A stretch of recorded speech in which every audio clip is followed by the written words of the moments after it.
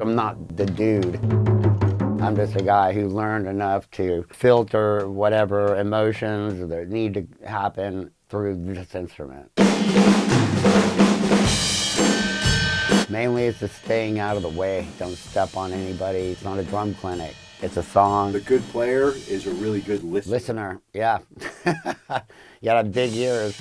Yeah, and that goes, I was going to say a long way, but goes the whole way. Rock! That's how a guy like me would end it. Perfect! The precision that you have to have in the studio, you have to be dead on, and it's got to be the right tempo. And if you're playing studio, you can play with tracks, you can play with clicks and all that stuff. You take all that precision and then take that live,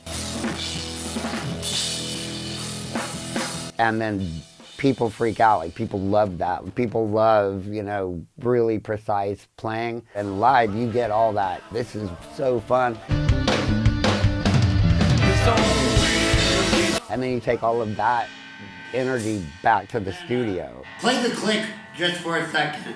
I view a click as a really great friend, and he's your auxiliary percussionist, and you're playing together. If you know where it is, you can play on top of it, or on it, or behind it. The better time you have, the better you can make it feel. It shouldn't sound metronomic. Sorry, I gotta go back to the verse beat. Just stop and do it right, and then keep going. That bar needs to stay up here all the time. You know what's good to hook up with for a drummer is the singer. Think of all your favorite rock bands right now, and they have a killer drummer and a killer singer. Please welcome Shooter Jennings, everybody. Like when I played with Shooter, I thought that was rock, but it's like, you know, the rest of the world viewed that as a country band.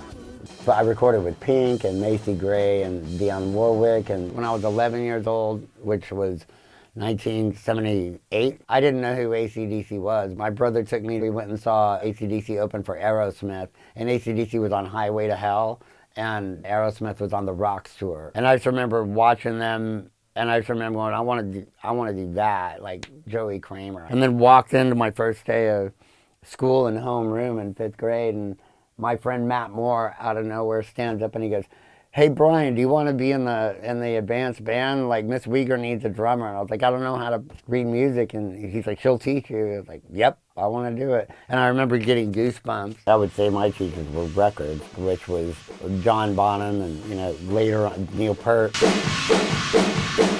Went to Arts Magnet High School in Dallas, and then I went to Berklee College of Music, and that's where I had a teacher. His name was Ed Kaspic. I took Polyrhythms 1 and Polyrhythms 2 with him. He was my teacher, and he taught that class.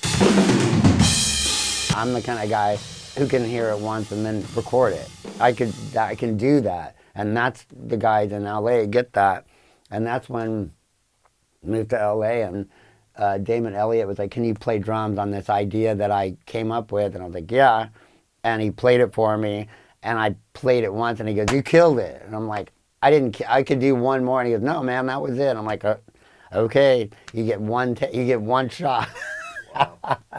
And then 2 days later, his secretary called and was like, "Is this Bryan Keeling?" And I was like, "Yeah." And she goes, "Okay, you're going to get paid again for that session because that song is going to mastering. Pink loved it, and she's rushing it onto a record. Try this." And I'm like, "What? I'm going to be on a Pink record?" Shooter out of nowhere gets a hold of me and wants me to start playing gigs with him and his mom. I've never seen things move that fast in my life. And toured, you know, opening for Alice in Chains, Toby Keith, Leonard Skinner, you know, played the Greek theater, you know, played, you know, all over Europe. I don't know, it was just insane. It was great.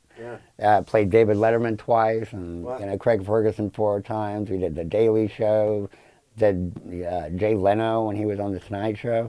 I mean, it was crazy. Music's taking you all It just over took the place. off. I'm very self-critical. Yeah, I'm probably harder on myself than anybody else could possibly be on. I had 3 scares with cancer, and the last 2 years I've had 3 operations on my neck. I don't wish it on anybody.